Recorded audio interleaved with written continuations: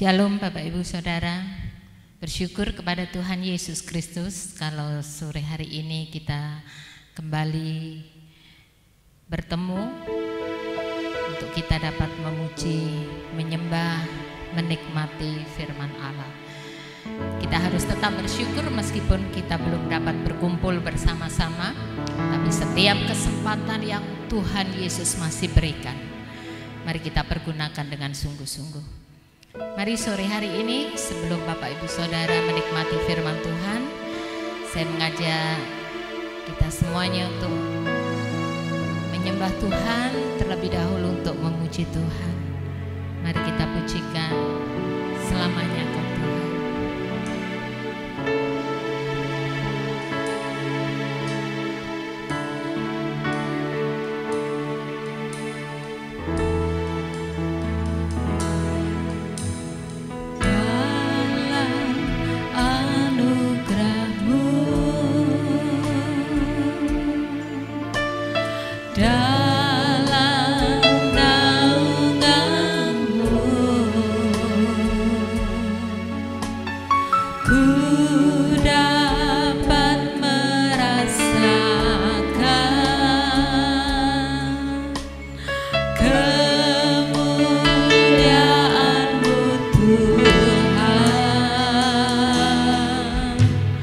Kau yang menetapkan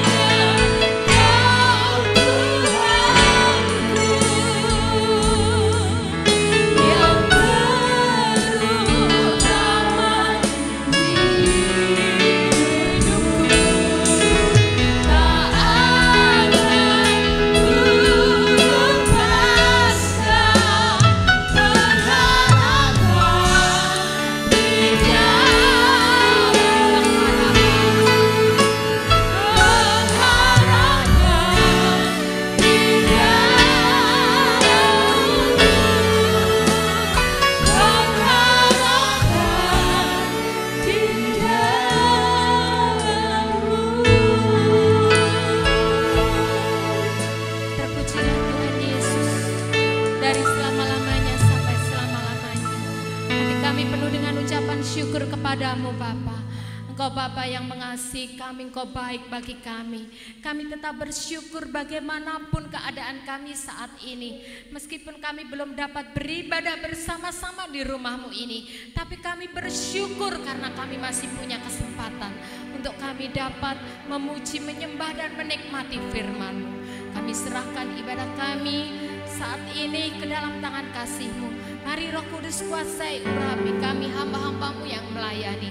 Kuasai urapi siap doa pujian kami, penyembahan kami, firman Tuhan yang akan disampaikan. Roh Kudus bekerja di antara kami, dan kami percaya sementara kami beribadah, sementara kami memuji, sementara kami mendengarkan firman Allah, Roh Kudus bekerja di dalam setiap hati seluruh sidang jemaat-Mu saat ini. Terima kasih Bapa, terima kasih Yesus, terima kasih Roh Kudus. Ibadah ini sampai pada selesainya tetap kami serahkan dalam pimpinan dan pertolongan-Mu. Dalam nama Yesus kami sudah berdoa dan bersyukur pada Bapa di surga. Haleluya, amin. Mari Bapak Ibu Saudara, biarlah suasana sekarang ini tidak mengurangi sukacita dan semangat kita untuk kita memuji dan menyembah Tuhan. Kita percaya apapun yang terjadi dengan hidup kita, keadaan saat ini, semuanya tidak akan mengurangi sukacita kita, damai sejahtera kita, karena kita tahu Dia sudah memberikannya bagi kita. Puji Tuhan. Mari sebelum mendengarkan firman Tuhan, saya mengajak Bapak Ibu Saudara untuk kita memuji Tuhan terlebih dahulu dengan penuh semangat. Ku diberi kuasa dari Raja Mulia. Dari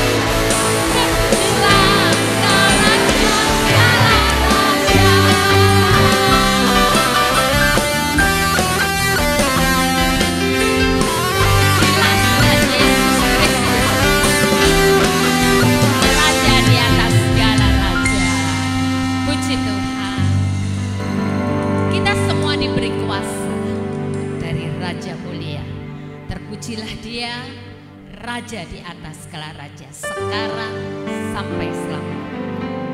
Baik, saatnya Bapak Ibu Saudara akan mendengarkan firman Tuhan.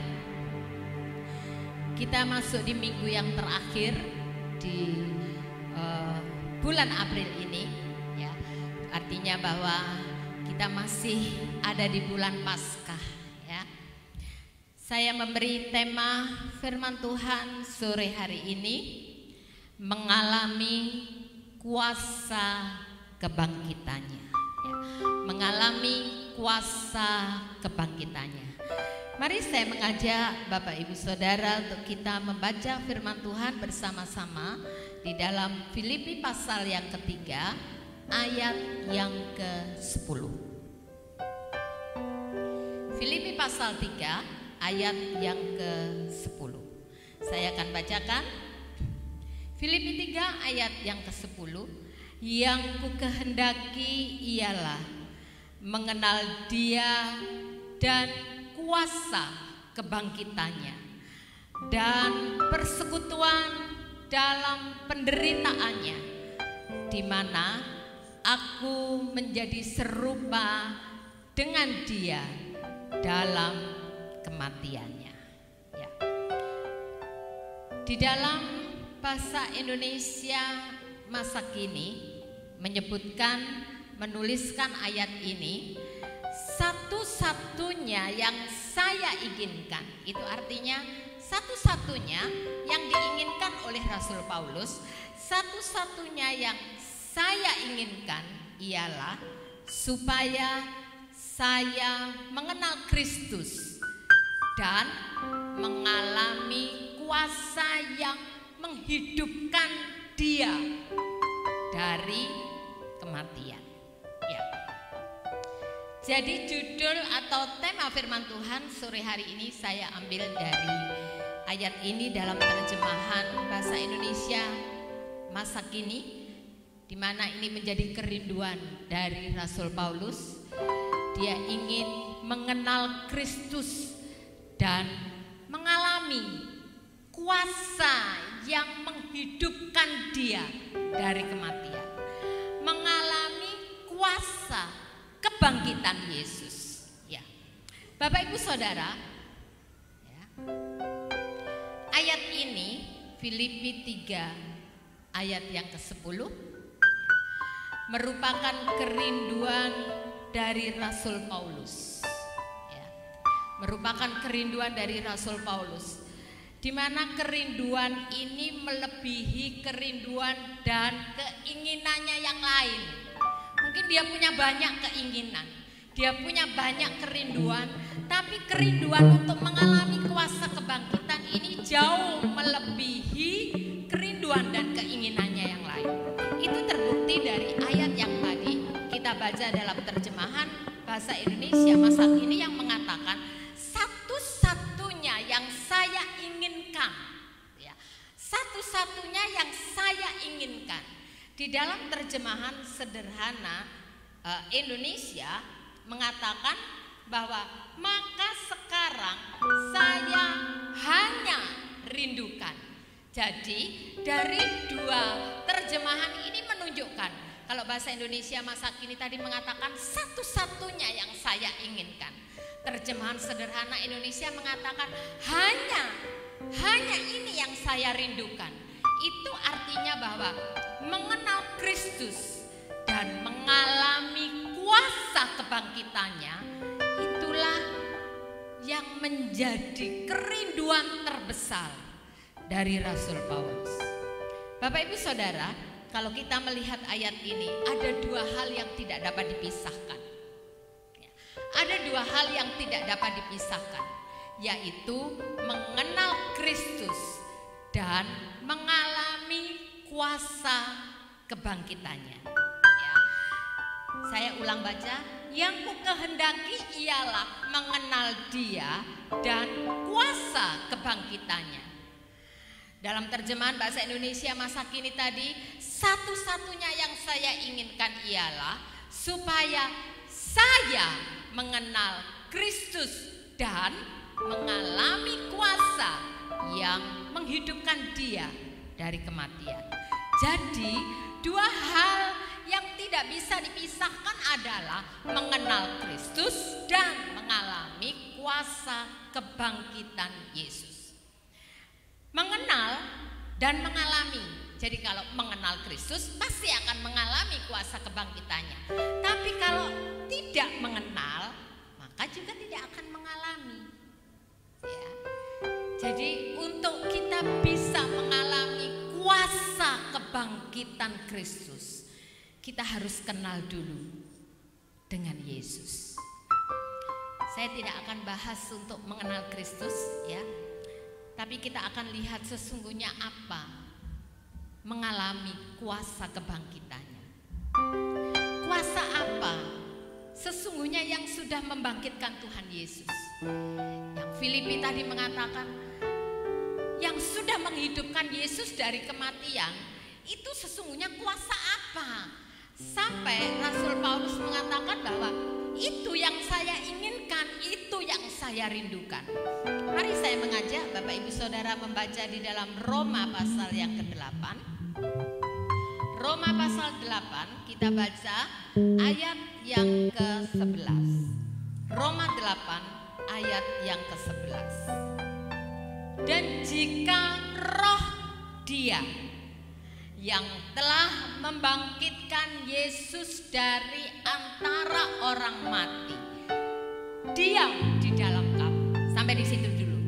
Supaya kita mengetahui tadi yang dirindukan oleh Rasul Paulus tadi adalah mengalami kuasa yang menghidupkan dia dari kematian. Kuasa apa sebetulnya sampai dia punya kerinduan, punya keinginan yang besar? Kuasa apa yang menghidupkan Yesus dari kematian sehingga Rasul Paulus katakan saya mau mengalami itu. Nah, di Roma 8 ini ayat 11 ini mengatakan bahwa yang telah membangkitkan Yesus dari antara orang mati dikatakan itu roh Dia. R-nya besar ya. Kalau bahasa Indonesia masa kini, kalau roh Allah ya, yang menghidupkan Kristus dari kematian, sama firman Allah yang hidup juga mengatakan demikian. Dan apabila roh Allah membangkitkan Yesus dari antara orang mati, nah, jadi sekarang kita udah tahu mengalami kuasa kebangkitan itu berarti kita mengalami kehadiran, mengalami kedahsyatan, mengalami kehebatan dari Roh Kudus yang Roma 8 ayat yang ke-11 mengatakan diam di dalam kamu. Kita ulang baca. Dan jika roh Dia yang telah membangkitkan Yesus dari antara orang mati diam di dalam kamu. Diam di dalam kamu. Tapi dalam bahasa Indonesia masa kini maupun firman Allah yang hidup mengatakan hidup. Hidup di dalam dirimu. Jadi bukan hanya dia diam, tinggal dan tidak berbuat apa-apa, tetapi dikatakan apabila roh Allah yang menghidupkan Kristus dari kematian itu hidup di dalam dirimu.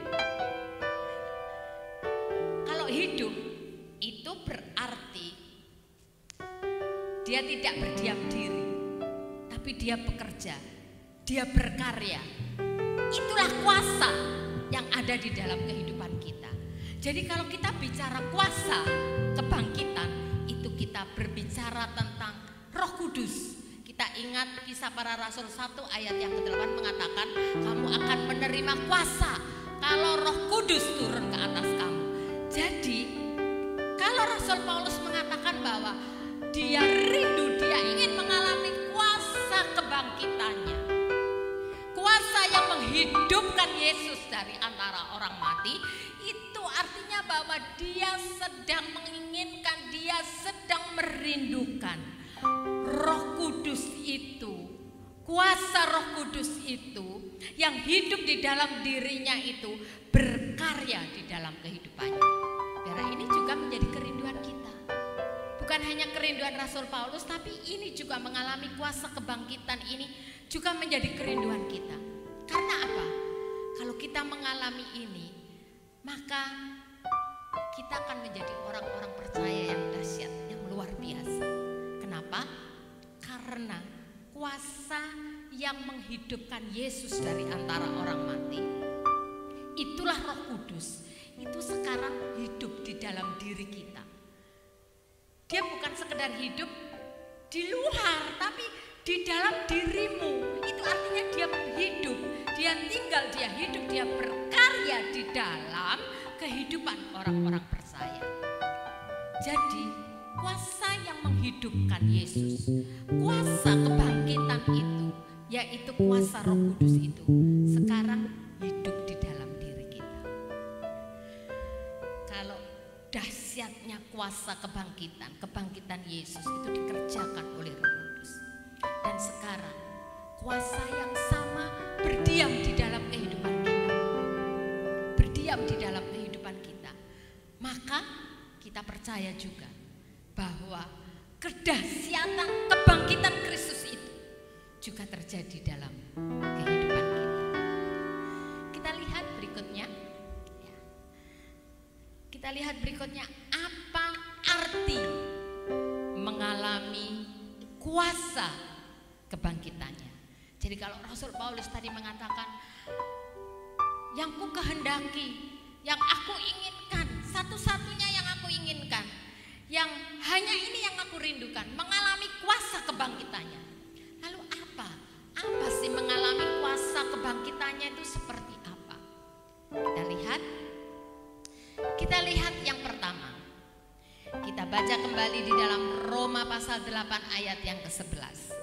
Dan jika roh Dia yang telah membangkitkan Yesus dari antara orang mati diam di dalam kamu, hidup di dalam dirimu, maka ia ini berarti adalah roh Allah yang telah membangkitkan Kristus Yesus dari antara orang mati akan menghidupkan juga tubuhmu yang fana itu oleh rohnya yang diam di dalam kamu.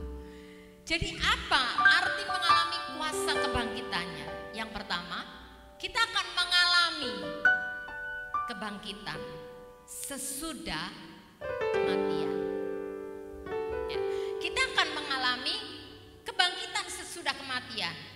1 Korintus pasal 15, satu pasal itu menuliskan tentang kebangkitan Kristus, dan ayat 12 sampai 17 dan masih banyak ayat lagi itu menuliskan tentang kebangkitan kita, yang mengatakan bahwa kalau Kristus nggak bangkit, kita juga nggak bangkit. Jadi kalau kita percaya Kristus bangkit tapi kita tidak percaya bahwa ada kebangkitan bagi tubuh kita sesudah kematian, maka itu sia-sia namanya. Kalau kita nggak dibangkitkan berarti Yesus juga nggak bangkit. Tapi kalau Yesus dibangkitkan, itu berarti kita yang percaya kepada Dia juga akan mengalami kebangkitan sesudah kematian. Saya tidak akan panjang mengupas poin yang satu ini. Kita akan lanjut, nanti ada di poin 3 dan 4 baru saya akan tekankan. Jadi yang pertama, apa arti mengalami kuasa kebangkitannya? Itu berarti kita akan mengalami kebangkitan sesudah kematian. Sekarang yang kedua, kita akan lihat arti mengalami kuasa kebangkitannya. Yang kedua adalah mengalami pembaharuan di dalam hidup kita. Mengalami pembaharuan itu jelas. Mari saya akan bacakan di dalam Roma pasal yang ke-8 ayat 13. Mengatakan demikian, sebab jika kamu hidup menurut daging, kamu akan mati.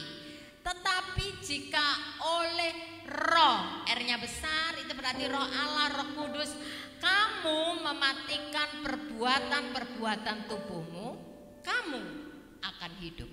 Kita sambung dengan Roma 6.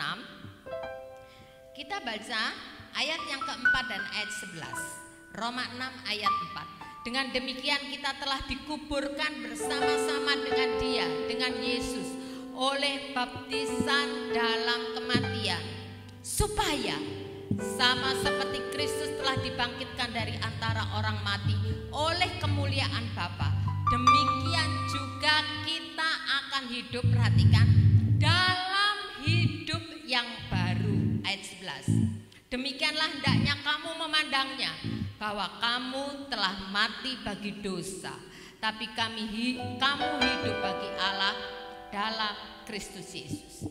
Jadi artinya di sini adalah apa? Mengalami kuasa kebangkitannya itu berarti bukan saja nanti kalau kita mati kita akan dibangkitkan. Ya, 1 Tesalonika mengatakan bahwa nanti kalau kita mati, ketika sangkakala berbunyi, kita yang sudah mati kita akan terlebih dahulu bangkit. Tapi kalau Bapak Ibu Saudara dan saya masih hidup, kita akan diubahkan dalam sekejap. Kita akan diangkat bersama dan bertemu dengan Dia, bersama-sama dengan semua orang kudusnya. Itu yang pertama, jelas. Yang kedua, sekarang bukan hanya itu, kuasa kebangkitan. Mengalami kuasa kebangkitan itu berarti kita semua yang percaya kepada Yesus. Kalau kita percaya kepada Yesus berarti kita percaya Dia sudah mati dan bangkit. Dia mati tidak tinggal mati, tapi Dia bangkit. Mati bagi dosa, hidup bagi Allah. Itulah kemenangan kita. Kita yang percaya sekarang juga karena Roh Kudus itu hidup di dalam diri kita, hidup di dalam berdiam, hidup di dalam diri kita, maka Dia berkarya. Nah, karya Roh Kudus di dalam hidup kita itulah yang mengerjakan pembaharuan di dalam hidup kita. Ada banyak orang yang mengatakan kalau suatu karakter itu ada pada seseorang, maka dia akan sulit untuk diubahkan, gitu ya, sulit untuk berubah. Tetapi tidak demikian dengan orang yang percaya kepada Yesus. Kita melihat di dalam firman Allah, Rasul Paulus yang luar biasa jahat, tidak bisa diubahkan, bisa. Ketika perjumpaannya dengan Yesus, kuasa kebangkitan itu bekerja dalam hidupnya. Dia berubah. Petrus mengalami perubahan juga di dalam hidupnya. Bapak, Ibu, Saudara dan saya juga demikian. Kalau kita percaya kepada Yesus, maka kita juga mengalami kuasa kebangkitannya itu. Roh Kudus yang berkarya di dalam hidup kita ini akan terus mengerjakan pembaharuan di dalam hidup kita. Jadi tidak mungkin rasanya kalau orang kenal Kristus, Roh Kudus hidup di dalam diri kita, dan kemudian kita tidak mengalami kuasanya. Tidak mungkin. Kalau kita kenal Kristus, Roh Kudus hidup di dalam diri kita, pasti kita akan mengalami kuasanya. Dan kuasanya itulah yang mengubahkan dan membaharui hidup kita. Mari coba Bapak Ibu Saudara renungkan bagaimana perjalanan hidup Bapak Ibu sebelum percaya kepada Kristus dan sekarang setelah percaya. Berapa lama waktu yang sudah Bapak Ibu Saudara jalani bersama dengan Kristus? Perubahan-perubahan apa? Pembaharuan-pembaharuan apa yang sudah tampak di dalam kehidupan Bapak Ibu Saudara? Harus ada pembaharuan ini. Karena kalau tidak ada pembaharuan, mungkin kita perlu mempertanyakan tentang percaya dan pengenalan kita kepada Kristus. Efesus pasal 4 jelas menuliskan pembaharuan yang dikerjakan karena Kristus, karena Roh Allah berdiam di dalam kehidupan kita. Manusia lama dan manusia baru jelas berbeda. Dan saya percaya itu terjadi dalam kehidupan kita yang percaya kepada Dia. Sekarang kita melangkah yang ketiga. Apa arti mengalami kuasa yang menghidupkan Dia? Kuasa kebangkitannya. Kita akan baca di dalam Efesus pasal 3. Ada beberapa ayat yang akan kita baca untuk poin yang ketiga ini. Dan ini akan menolong kita untuk mengerti bahwa betapa luar biasanya kita orang-orang yang percaya, gitu ya. Poin yang ketiga, arti dari mengalami kuasa kebangkitannya adalah kita senantiasa akan menerima dan memiliki kekuatan yang dahsyat di dalam diri kita. Senantiasa itu berarti terus, tidak ada jeda, tidak ada berhenti, akan terus menerima, memiliki kekuatan yang luar biasa di dalam diri kita. Saya akan bacakan Efesus 3 ayat 16, mengatakan demikian. Ini doa Rasul Paulus untuk jemaat di Efesus. Aku berdoa supaya ia menurut kekayaan kemuliaannya menguatkan dan meneguhkan kamu oleh rohnya di dalam batinmu. Firman Allah yang hidup mengatakan menguatkan saudara dengan kuasa Roh Kudus. Ya. Kita baca lagi di dalam Kolose pasal 1 ayat yang 11. Kita baca terlebih dahulu semua ayat. Kolose 1 ayat yang ke-11 mengatakan demikian. Dan dikuatkan dengan segala kekuatan oleh kuasa kemuliaannya. Dikuatkan dengan segala kekuatan oleh kuasa kemuliaannya untuk menanggung segala sesuatu dengan tekun dan sabar. Dalam terjemahan sederhana Indonesia, ayat ini mengatakan Allah menguatkan kalian dengan kuasanya yang sangat luar biasa. Allah menguatkan kalian dengan kuasanya yang sangat luar biasa. Kuasanya yang sangat luar biasa. Kuasanya itu apa? Kita kembali, kalau kita bicara kuasa, berarti kita bicara tentang Roh Kudus. Allah menguatkan kita dengan kuasa yang luar biasa, dengan kekuatan Roh Kudus yang sangat luar biasa yang berdiam di dalam diri kita, sehingga kalian pantang menyerah dan tidak putus asa pada waktu mengalami kesusahan. Satu lagi, kita kembali ke Efesus 1 ayat 19 dan 20. Ini ayat ini sangat luar biasa sekali. Ya. Kalau Bapak Ibu Saudara mau menghafal ayat 19 ini ayat yang luar biasa ya. Efesus 1 ayat 19 20. Dan betapa hebat kuasanya bagi kita yang percaya. Betapa hebat kuasanya bagi kita yang percaya. Ingat, hanya bagi kita yang percaya, bukan bagi semua orang. Betapa hebat kuasanya bagi kita yang percaya, sesuai dengan kekuatan kuasanya yang dikerjakannya di dalam Kristus dengan membangkitkan dia dari antara orang mati dan mendudukkan dia di sebelah kanannya di surga. Ini bicara lagi tentang pribadi Roh Kudus. Betapa hebat kuasanya. Kuasa siapa? Kuasa Roh Kudus. Karena ayat 20 mengatakan yang sudah membangkitkan Kristus dari antara orang mati. Terjemahan firman Allah yang hidup mengatakan demikian. Betapa besar kuasanya. Karena ayat 20 menyebutkan kuasa itu adalah kuasa yang membangkitkan Yesus dari antara orang mati. Maka kita percaya itulah pekerjaan Roh Kudus. Jadi betapa hebat, betapa luar biasanya, gitu ya. Tadi di terjemahan sederhana Indonesia dalam Kolose 1 tadi mengatakan menguatkan kamu dengan kuasanya yang sangat luar biasa. Sekarang Efesus 1 mengatakan betapa hebat kuasanya. Itulah kuasa Roh Kudus yang ada di dalam hidup kita. Betapa besar kuasanya untuk menolong mereka yang percaya kepadanya.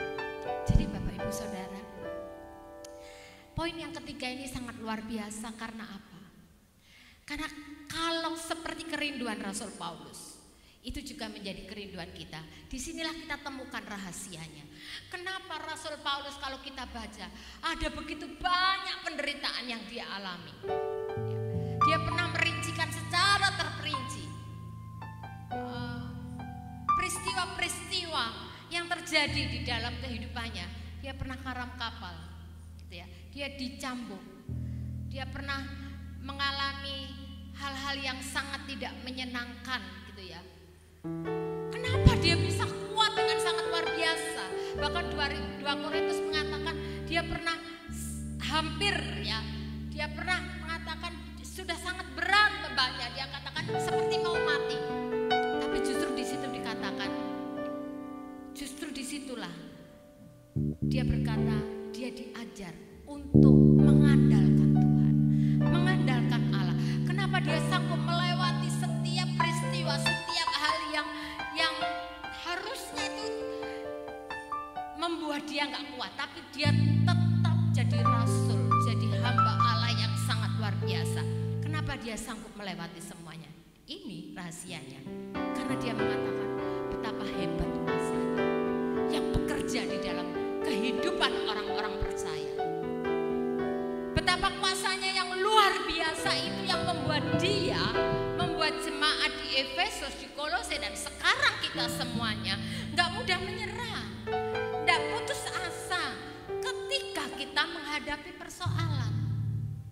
Kalau di dalam Lukas pasal 24 disebutkan di ayat yang ke-50 mengatakan sebelum Yesus naik ke sorga, ketika dia terangkat ke sorga, dia mengangkat tangannya dan memberkati mereka, memberkati murid-murid. Kata berkat di dalam Lukas 24 ayat 20 itu tidak berbicara tentang berkat jasmani. Ketika dia mengangkat tangannya dan memberkati mereka gitu ya, dia tidak sedang membawa suatu barang, membawa sesuatu untuk kebutuhan murid-muridnya sementara dia naik ke surga, tidak.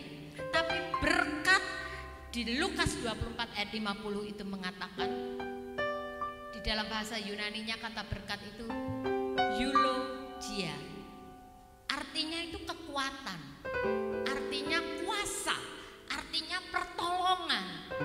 Jadi benar bahwa sesungguhnya kalau Bapak Ibu Saudara dan saya rindu mengalami kuasa kebangkitan ini, maka kuasa inilah yang akan memberikan kita kekuatan yang luar biasa. Kalau kita mengalami kuasa yang menghidupkan Yesus dari antara orang mati, itulah kuasa Roh Kudus yang berdiam dalam hidup kita, maka kita akan mengalami kehebatan, kedahsyatan Roh Kudus yang senantiasa memberi kita kekuatan. Ayat tadi mengatakan, baik dalam Kolose maupun Efesus tadi yang sudah kita baca tadi, kita jadi orang nggak akan mudah menyerah, nggak akan mudah putus asa, akan senantiasa pertolongannya senantiasa ada bagi kita. Karena apa? Karena kuasa yang sangat luar biasa itu berdiam di dalam hidup kita. Jadi sesungguhnya nggak ada cerita orang yang percaya kepada Yesus itu jadi stres, jadi depresi, apalagi bunuh diri. Sekarang ini ada banyak orang yang jadi stres, bunuh diri juga ada gitu ya.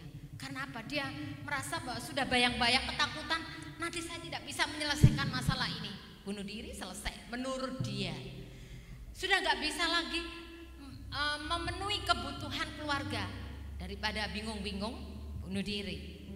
Nah, gak ada ceritanya orang yang percaya kepada Yesus seperti itu. Gak ada ceritanya juga orang percaya kehilangan kekuatan kalau HP ini ngedrop gitu ya, tiba-tiba habis baterai. Gak ada. Karena apa? Karena yang membuat kita kuat itu berdiam di dalam diri kita, berdiam di dalam hidup kita ini. Dan dia gak berdiam diri, tapi dia berkarya. Roh Kudus adalah roh yang dinamis, dia terus bekerja dalam hidup kita. Jadi apapun yang Bapak Ibu Saudara alami, situasi seperti sekarang, atau mungkin kita gak pernah tahu masalah apa yang akan terjadi nanti. Karena firman Allah mengatakan selama ada musim menabur dan menuai, maka masalah itu pasti akan kita alami. Tapi jangan pernah takut, karena apa? Efesus 3 tadi mengatakan betapa hebat kuasanya. Efesus 1 ayat 19 tadi, betapa hebat kuasanya yang bekerja bagi kita orang-orang yang percaya. Jadi nikmati Bapak Ibu Saudara, alami ini, karena kuasa yang hebat itu hidup dan berkarya di dalam kehidupan kita. Kita akan terus bersemangat, kita akan terus mendapat kekuatan baru, kekuatan baru terus menerus. Kenapa? Kuasa yang hebat itu berdiam dalam hidup kita. Yang terakhir sekarang. Poin yang keempat, apa arti mengalami kuasa kebangkitannya? Kita akan mengalami dimensi yang baru. Saya berharap ini akan menjadi pengalaman baru bagi kita. Kita akan mengalami dimensi yang baru dan terobosan-terobosan yang luar biasa di dalam doa kita. Ya. Kadang kita berdoa ya biasa-biasa saja gitu ya. Tuhan berkati, Tuhan pimpin. Adakah sesuatu yang baru? Apakah ada dimensi yang baru yang harusnya itu kita alami? Kenapa? Karena kuasa yang hebat itu berdiam dalam hidup kita. Efesus pasal 3 ayat 20. Efesus 3 ayat 20 mengatakan demikian. Efesus 3 ayat 20. Bagi dialah yang dapat melakukan jauh lebih banyak daripada yang kita doakan atau pikirkan, seperti yang ternyata dari kuasa yang bekerja di dalam kita. Apa kuasa yang bekerja dalam kita? Itu kuasa Roh Kudus. Di dalam bahasa Indonesia masa kini mengatakan demikian. Dengan kuasa Allah yang giat bekerja dalam diri kita. Ya, giat bekerja. Tadi saya katakan kalau Roh Kudus itu hidup di dalam diri kita, dia bukan Allah yang mati. Hidup, dia berkarya. Ayat ini mengatakan kuasa Allah itu giat bekerja dalam diri kita. Ya, Allah dapat melakukan jauh lebih banyak daripada yang dapat kita minta atau pikirkan. Firman Allah yang hidup mengatakan demikian. Dengan kuasanya yang bekerja, sama ya. Dengan kuasanya yang bekerja di dalam kita, dia dapat melakukan jauh lebih banyak. Sudah jauh, masih ditambahi lagi lebih banyak. Jauh lebih banyak hal daripada yang berani kita bayangkan. Sama sekali melebihi segala doa, keinginan, pikiran, dan pengharapan kita. Jadi, kalau kuasa itu bekerja dalam hidup kita, Roh Kudus itu bekerja dalam hidup kita, dikatakan kita akan mengalami dimensi yang baru, akan mengalami terobosan-terobosan yang luar biasa dalam doa-doa kita. Doa-doa kita bukan doa-doa yang biasa saja. Karena apa? Dia mengerjakan jauh lebih hebat, jauh lebih dahsyat, melebihi apa yang Bapak Ibu Saudara dan saya bisa pikirkan, bayangkan, bahkan doakan. Apa sih dimensi yang baru? Dimensi yang baru itu suatu kondisi yang melampaui kondisi lahiriah. Itulah kondisi yang supranatural yang akan Bapak Ibu Saudara dan saya alami. Ada banyak tokoh-tokoh Alkitab, mereka mengalami hal ini, mengalami dimensi yang baru, hal-hal yang luar biasa dalam doa-doa mereka. Kalau kita baca di dalam Yakobus pasal 5, katakan Elia itu manusia biasa sama seperti kita. Tapi ketika dia sungguh-sungguh berdoa, hujan tidak turun. Masih ada banyak hal lagi. Bagaimana dengan doa-doa orang-orang yang benar-benar mengalami kuasa kebangkitan Yesus ini. Doa-doa mereka menjadi sesuatu yang sangat luar biasa. Jadi Bapak Ibu Saudara, ini juga bisa kita alami. Hal-hal yang dahsyat, jauh melebihi apa yang kita pikirkan. Jangan kita membatasi kuasa Allah. Roh Kudus bekerja hidup di dalam hidup kita ini hanya dengan membatasi dengan keadaan kita, gitu ya. Dengan keadaan kita, wah saya kan seperti ini, apakah saya boleh mendoakan hal-hal seperti ini? Apakah saya bisa nanti melakukan? Apakah saya bisa mencapai hal seperti itu? Kuasa Allah bekerja dalam hidup kita. Kuasa Allah giat bekerja di dalam diri kita. Itulah yang memungkinkan setiap doa yang dinaikkan oleh orang-orang percaya akan masuk menerobos hal-hal yang luar biasa, dan Bapak Ibu Saudara akan mengalami suatu kondisi, suatu keadaan masuk di dalam dimensi yang baru yang tidak pernah terpikirkan. Maka sekarang sama seperti Rasul Paulus, kerinduan Rasul Paulus, biarlah itu juga menjadi kerinduan hati kita, mengalami kuasa kebangkitannya. Bapak Ibu Saudara tidak usah risau dengan keadaan sekarang ini. Karena apa? Kekuatan yang limpah itu ada di dalam diri kita. Dan saya percaya bahwa setiap kita yang merindukan hal ini, kita akan mengalaminya. Kita akan mengalaminya. Bukan hanya bagi Rasul Paulus, bukan hanya bagi tokoh-tokoh Alkitab, nabi-nabi di masa lalu. Karena ayat tadi mengatakan, Efesus 1 tadi mengatakan betapa hebat kuasanya bagi kita yang percaya. Bagi Bapak Ibu Saudara dan saya, alami ini. Kuasa yang menghidupkan dia, itulah pekerjaan Roh Kudus di dalam kehidupan kita. Apapun yang saat ini Bapak Ibu Saudara alami, apapun yang saat ini sedang kita alami, itu tidak akan pernah membuat, sekali lagi gak akan pernah membuat kita kehilangan kekuatan. Kita akan terus bersemangat, kita akan terus mendapatkan kekuatan yang baru di dalam dia. Berdoalah, nantikan dia menjawab sesuatu yang luar biasa akan terjadi di dalam kehidupan kita. Mari masuk ke dalam dimensi yang baru dalam doa-doa kita. Kita akan melihat betapa luar biasanya dia.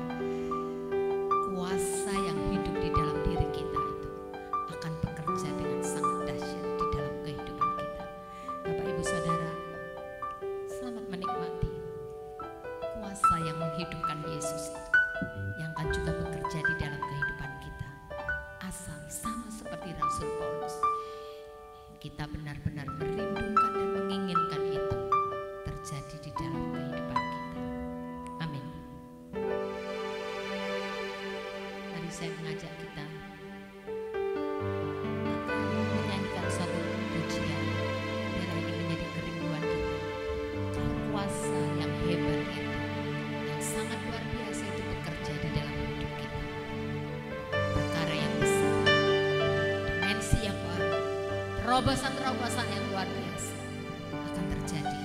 Bukan hanya di hidup kita, di gereja kita, di keluarga kita, di kota kita, di bangsa kita. Mari dengan penuh kerinduan kita datang memuliakan, merasakan kasih-Mu.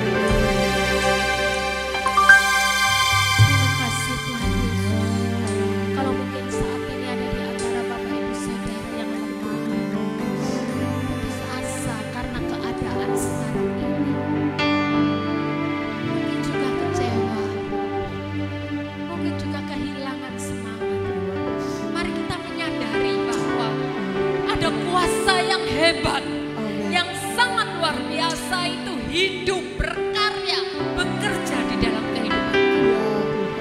Kuasa itulah yang akan memampukan kita untuk terus bersemangat, untuk terus mendapatkan kekuatan baru di dalam kehidupan kita. Kuasa yang dahsyat itu yang membangkitkan Yesus dari kematian, itu sekarang bekerja di dalam hidup kita. Dia hidup di dalam kita. Nikmati kuasanya yang luar biasa. Mari kita berdoa. Bapa di dalam surga, terima kasih untuk sore hari ini. Terima kasih untuk firman Allah yang sudah kami dengarkan bersama. Mungkin selama ini kami sangat tidak menyadari bahwa ada kuasa yang hebat di dalam hidup kami. Kuasa yang menghidupkan Yesus dari kematian, itulah yang sekarang berdiam, hidup di dalam diri kami, bekerja berkarya di dalam kehidupan kami. Itu artinya sama seperti kehebatan kebangkitan Yesus dari antara orang mati. Demikian juga kami akan mengalami kehebatan kuasa Roh Allah yang luar biasa di dalam kehidupan kami. Terima kasih Tuhan Yesus, terima kasih Roh Kudus, terima kasih. Dan ini bukan hanya menjadi kerinduan Rasul Paulus, tetapi juga menjadi kerinduan kami semuanya, supaya kekuatan yang baru terus dan terus mengalir dalam kehidupan kami. Bukan karena kami kuat, kami manusia yang lemah dan tidak berdaya, tapi sesungguhnya kekuatan yang luar biasa itu karena ada kuasa Roh Kudus yang hidup dan berkarya di dalam kehidupan kami. Itulah yang terus akan membuat kami tidak menjadi lemah, tapi terus kami kuat di dalam Engkau. Terus kami akan menerima hal-hal yang luar biasa, mengalami hal-hal yang luar biasa di dalam Engkau.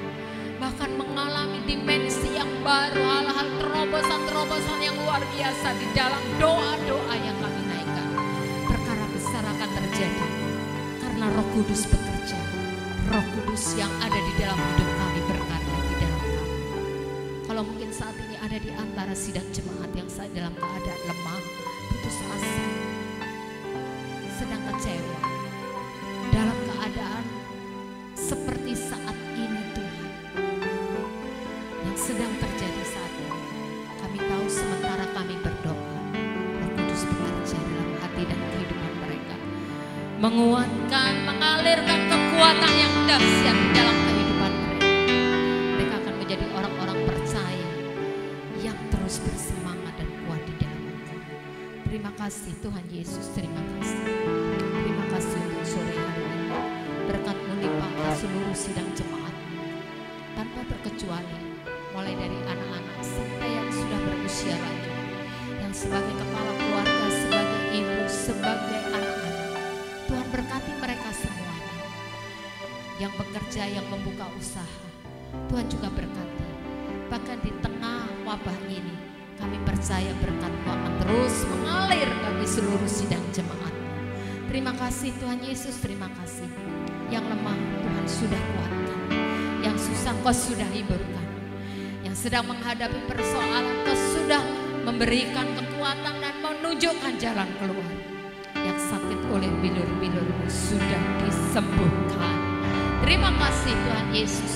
Kami juga bersyukur, apapun saat ini keadaan yang sedang terjadi di tengah-tengah bangsa kami, bahkan dunia ini, kami tetap bersyukur karena kami percaya Tuhan Yesus, darah Yesus sudah menghentikan dan menyelesaikan semuanya.